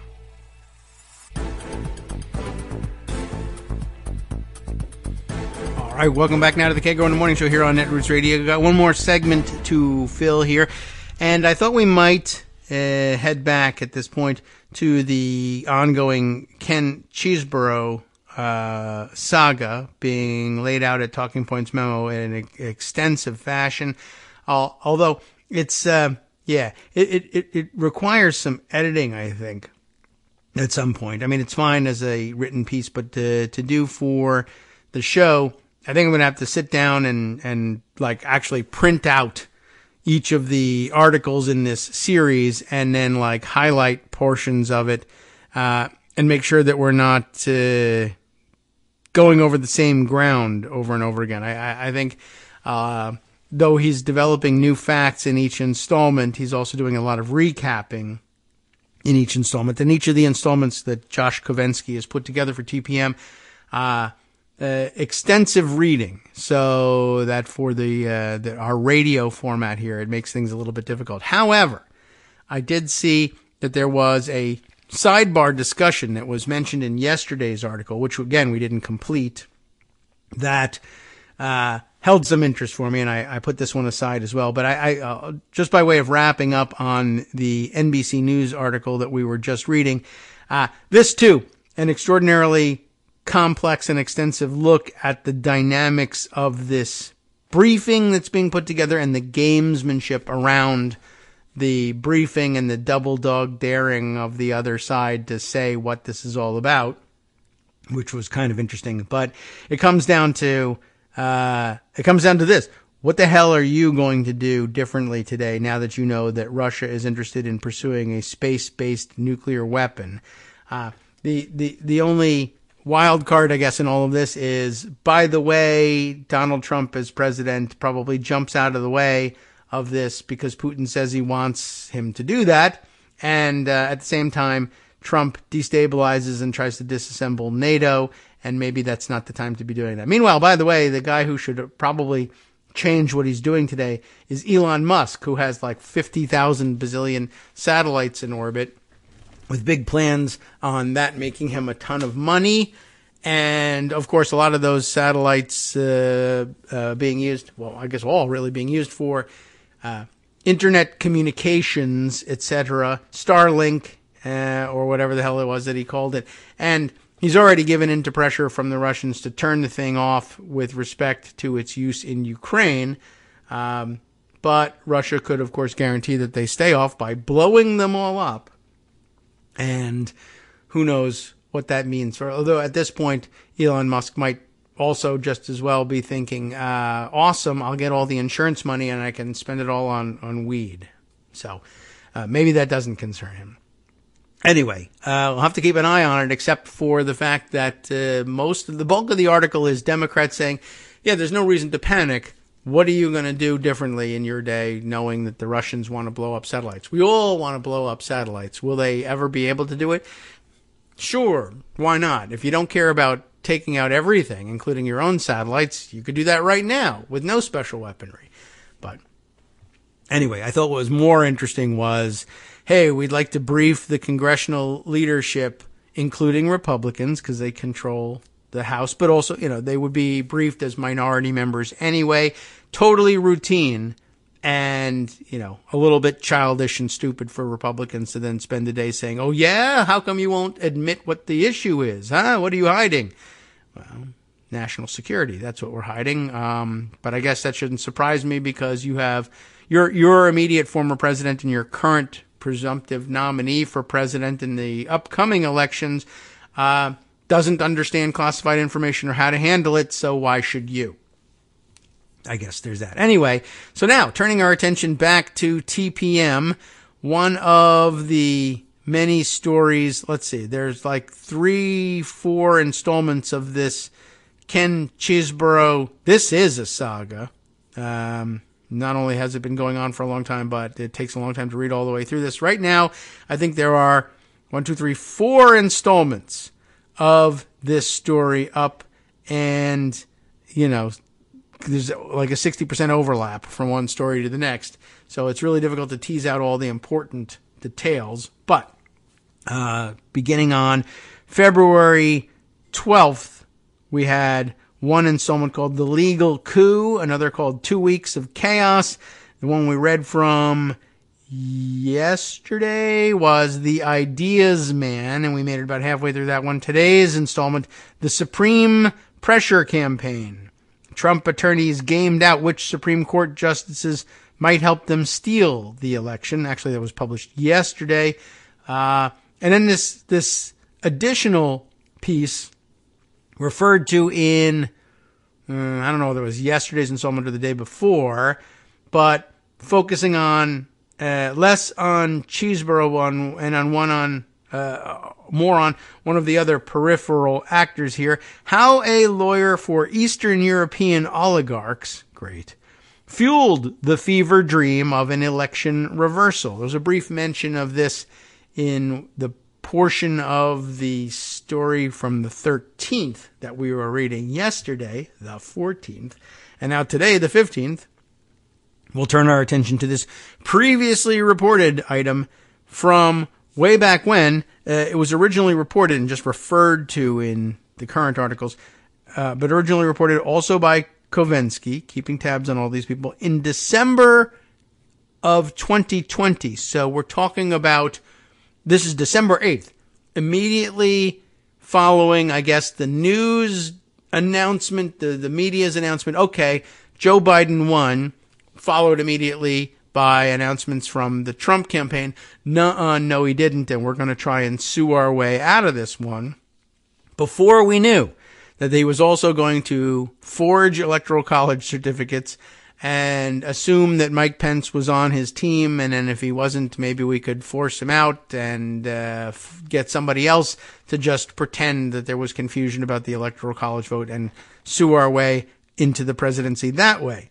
Before we knew any of that, we did know about the lawyer for Eastern European oligarchs who has fueled the fever dream of an election reversal, even though we didn't know that that's what he had in mind at the time. It wasn't fully clear to everyone that this is something he was going to actually try. Bruce Marks, it says, has a story to tell. He's been a consultant this year on President Trump's futile and ham-handed bid to overturn the results of the election in Pennsylvania. So again, this is early times, December 8th, 2020. That they're working on this. But Marks, a 63-year-old attorney to oligarchs in the former Soviet space and one-time Pennsylvania state senator, because why not be both, says that he got there by a weird and circuitous path, the most interesting and aromatic kind of path, as they say. Speaking of aromatics, Donald Trump. Anyway, it doesn't have to be a good to be aromatic. Skunks are aromatic. Anyway, this circuitous path that involved Don McGahn, you remember him from the Mueller report, a stolen election, an actual stolen election, I guess, or at least one that they convinced a judge counted as a stolen election, as I recall, and Trump himself on a helicopter. Why? I don't know. Okay. Marks represents Ukrainian oligarch Ihor, not Igor, but I-H-O-R, Ihor. That's, I guess, how they transliterated there. Kolomoisky, if I have this right. Ihor Kolomoisky. Ukrainian oligarch he is.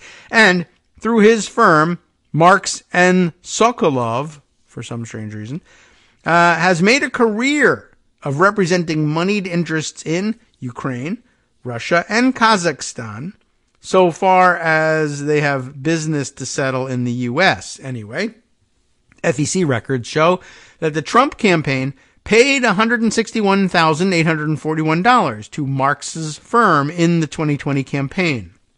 Why? And remember, this is dated December 8th, 2020. This is really interesting.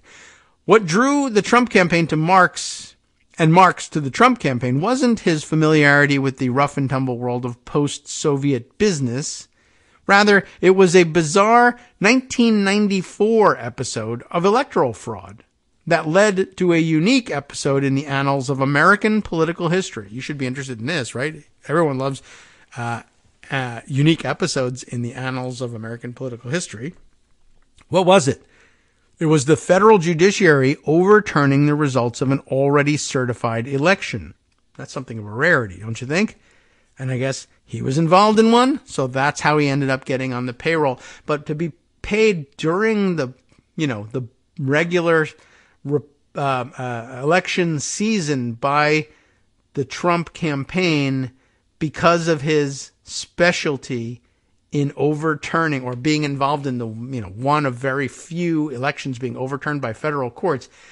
The fact that this story all takes place before early December 2020 is very weird and mysterious, or hints at were they planning to engineer this cheat the whole time after all? I mean, many of the people who were gaming out the scenario thought so and said as much, and we read their stories on the air, and I guess there was still part of us that wanted to believe, no. I mean, maybe as a last resort, but planning this going into the election?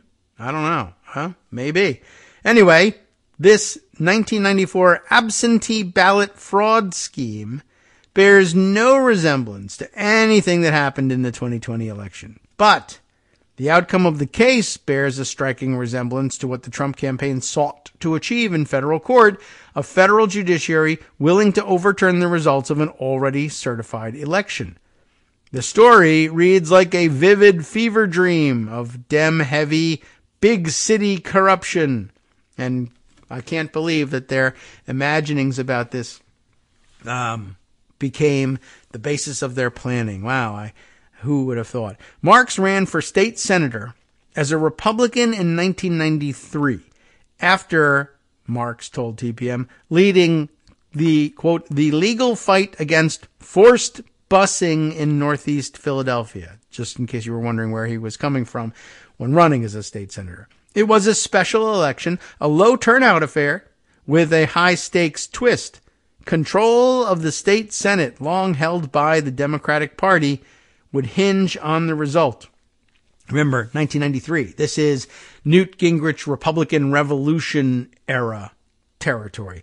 Local Democrats nominated William Stinson, a bar owner and former Philadelphia assistant deputy mayor, who Marks describes as a party hack ward leader. Now, they came up, he says, with a scheme to steal the election with absentee ballots, Marks told TPM.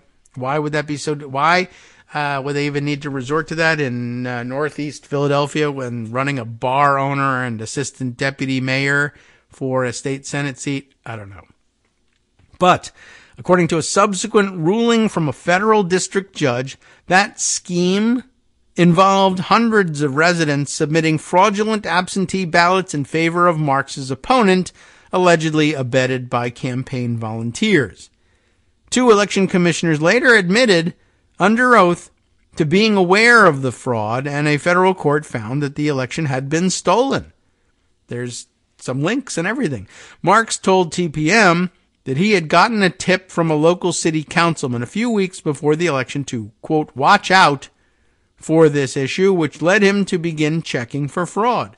What resulted was a once-in-a-blue-moon case that was buttressed in part by extensive investigative reporting from the Philadelphia Inquirer, a key component among many missing from the bogus 2020 claims, i.e., one of the things missing from the 2020 claims, any evidence whatsoever of widespread fraud. Yeah, that's one of the things that was missing that apparently wasn't missing in 1993.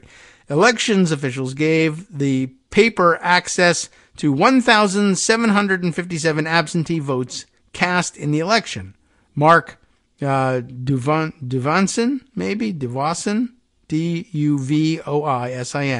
a former Philadelphia Inquirer reporter who covered the scandal, told TPM.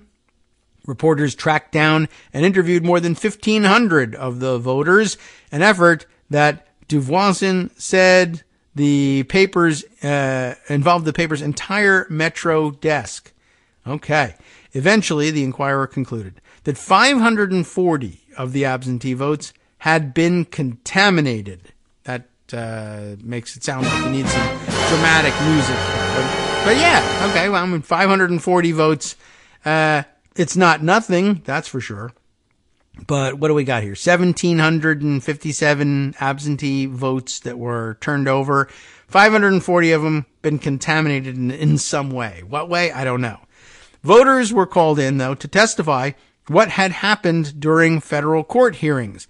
Duvoisin, now editor-in-chief at the San Antonio Express News, emphasized that the case bore little resemblance to 2020, in part because absentee voting is much more widely accepted, and because the Trump campaign, unlike Marks in 1994, was unable to substantiate any of its claims and has been roundly rejected by the courts.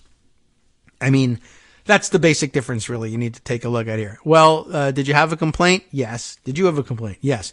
Did you take your complaint to court? Yes. Did you take your complaint to court? I'm asking the 2 different campaigns, the 1993 Marks campaign and then the 2020 Trump campaign. But so far, both answers are yes. Did you go to court? Yes. Okay. So in court, Marks campaign, 1993. Did you have evidence? Yes. Trump? We declined to answer that question. Well, yes, we had evidence. Really? Okay. Did you show it to a court? Marks? Yes. Trump? Yes. Did the court agree with you? Marks? Yes. Trump? Not so much. No. Actually, we lost 60-something times in a row in different courts, state, federal, and otherwise, around the country. Do you now see the difference between the 2 cases? I do. You do. They don't. Marks does, but says he doesn't because he's later paid not to. But the investigative reporters say, yeah, when I looked at it, totally different. In February 1994, a federal court validated Marx's claim, overturning the results of the election post-certification. An appeals court partly upheld the ruling after ordering the lower court to delay Marx's certification as the winner until it found that the margin of absentee ballots tampered with likely exceeded the difference by which Marx initially lost. So that's two differences here.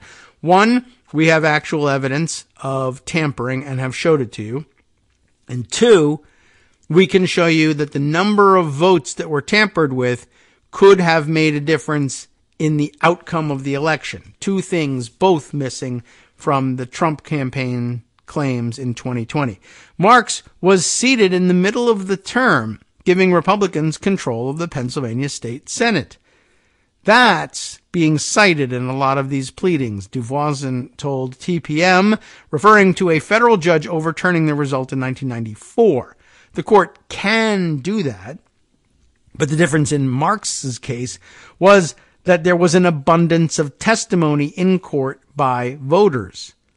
After Marx's victory, Marx invited Trump to a 1994 fundraiser for his re-election. I mean, it had nothing to do with anything right at the time. 1994. Trump, Marx said, arrived on a black helicopter. Ooh, black. Remember when black helicopters were something that made Republicans afraid and that they thought was evil inherently? Black helicopters. Well, in this case, this is a good black helicopter with Trump emblazoned on both sides. When it landed, it almost took the tents down, Marx said. That would have been funny. Who recalled being awestruck by his appearance. Before Trump went to speak, we got to talking and he asked me what happened in my election, Marx said. I told him bad things happened in Philadelphia, how we fought the corrupt Democrat machine, that there were officials who were knowingly participating in the fraud. Trump tweeted about it last month. And I remember when he was still tweeting, before there was Truth Social, quoting a tweet that cited the New York Times' coverage of the Marx race. And again, this is a November 13th, 2020 tweet. Now, oh yes, and now occurs to me as I'm thinking about the chronology of everything. This was from an article. Remember, this whole article is written December 8th, 2020. And that was, in fact, a month. I'm sorry. I, for some reason, was confused in thinking of it as being immediately following the declaration of Biden as a winner. But it was a month after that. That would have been November 7th, 9th, that sort of area. I can't remember what election day was in 2020, but it took a couple of days, but they came out and finally said Biden had won the thing. So a month later, we're now talking about electoral college safe harbor time around December 8th, right? If the states have determined and certified their winners by that date, according to the old Electoral Count Act and the safe harbor provisions invented after or during Bush v. Gore, the time for challenging the certification by the Electoral College and therefore the ministerial task of counting the electoral votes a month hence was locked in. There's no more that you could do. But here in November 13th, at this point, shortly after declaring Biden the winner, Trump tweets, wow, this is exactly what happened to us. Great courage by Judge. This, a retweet of Chris Buskirk's tweet. I don't know who Chris Buskirk is. Philadelphia's election system had collapsed under a, quote, massive scheme by Democrats to steal a state Senate election in November. A federal judge today took the rare step of invalidating the vote and ordered the seat filled by the Republican. Interesting. And then linked to the New York Times' 1994 story about it. I guess he took notice of it, Marx deadpanned. Marx's comments come as the sun sets on President Trump's attempts to overturn the election via the courts. Anyway, remember, this was written in December of 2020. We weren't sure about when the sun would actually set on Trump's attempts to overturn the election.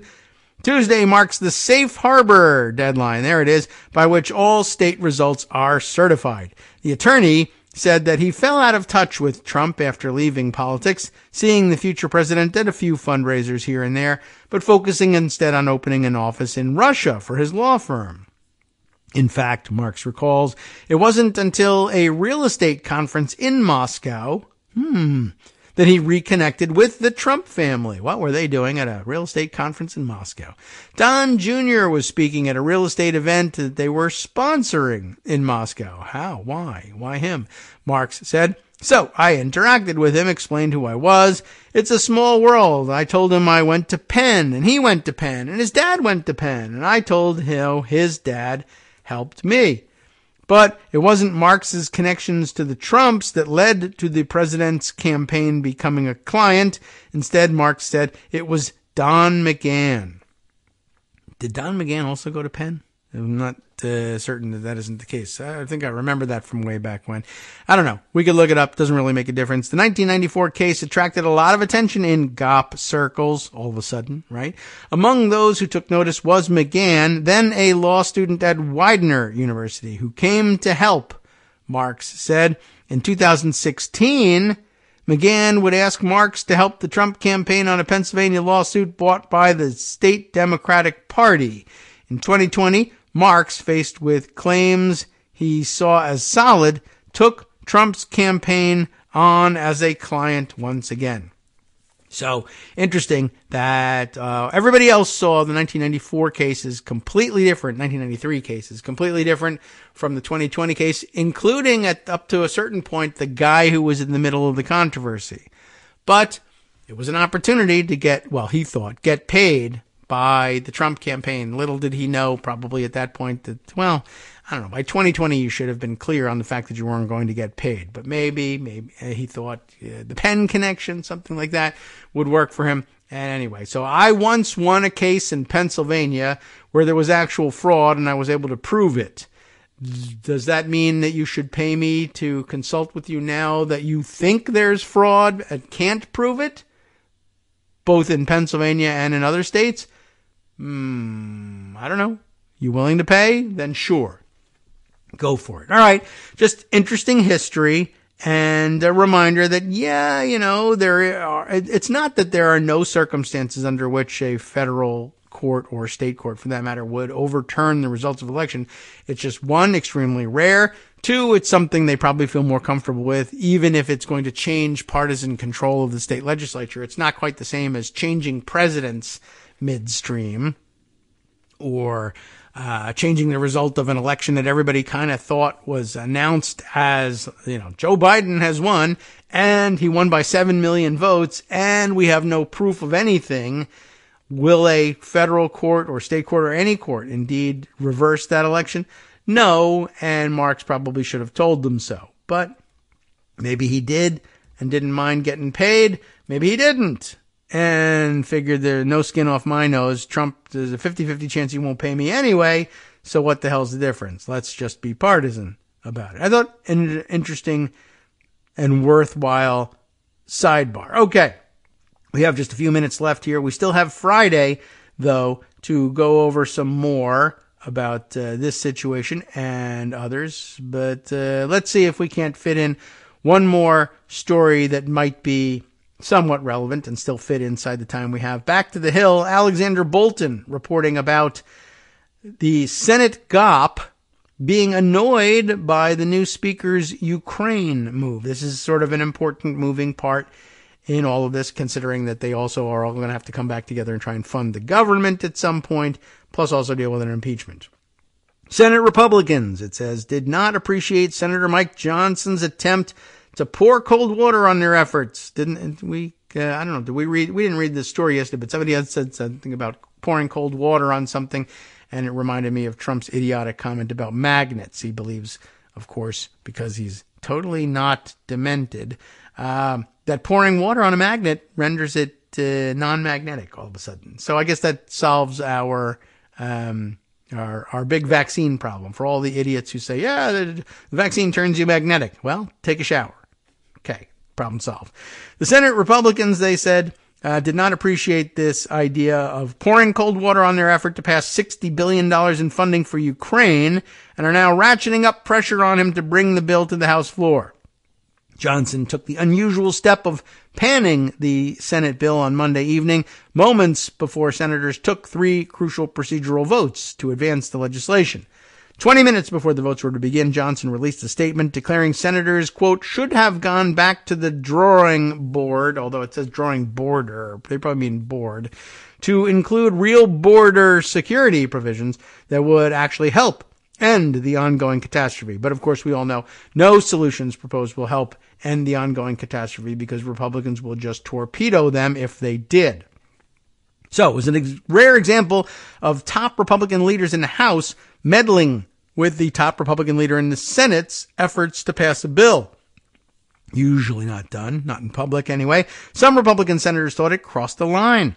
I don't know why he has to comment on it at all. There's this process where we pass things and send it over, and they pass things and send it over, and then you take it up, said Senator Kevin Cramer of North Dakota, one of 22 Senate Republicans who voted for the emergency defense spending package. I guess he wasn't all that happy about that. I do think it's a little bit of bad form, he added. The speaker hasn't traditionally been that strident. Cramer, who served in the House from 2013 to 2019, said he thought Johnson taking a shot at the bill right before a vote was disrespectful to Senate Republican leader Mitch McConnell, given how hard he has worked to build support for it. Well, it was. It's quite disrespectful to Mitch. It's quite disrespectful to Republicans in the Senate. This is not a partisan issue for us. Okay. It is for them. That is the ones in the House, because everything is for them, he said of his House GOP colleagues, of which he was once one. And in the end, 22 Senate Republicans backed the bill in a 70-29 vote, with one senator not voting. Cramer said he wants to cut the new speaker some slack, recognizing he's under tremendous pressure from former President Trump to go on political offense all the time. It's a symptom of what he's got to do to sort of keep in the game, he said. One Senate Republican aide noted that the Senate bill picked up 5 more Republican votes after Johnson tried to kill it, suggesting the speaker's disparaging comments had galvanized some Republican votes. Cramer was one of the 5 Republicans who voted for the bill the first time on the question of final passage. On the other Republicans who joined him in swinging from no to yes. Oh, okay. Voted for the, yeah, okay. Were Senators Mike Crapo, Jim Risch, John Boozman, and John Hoeven, his colleague from North Dakota. NetworksRadio.com. You have been listening to Kagro in the Morning with David Waldman. All right, that wraps it up for today. You get the idea. There's more to it. Maybe we can discuss it a little bit tomorrow. But hungry for more? No problem. Stay tuned here to Netroots Radio for Justice Putnam coming up with the West Coast Cookbook and Speakeasy next. You know how he does it, rounding out all these stories and adding yet more from around the country and around the world. Stay tuned.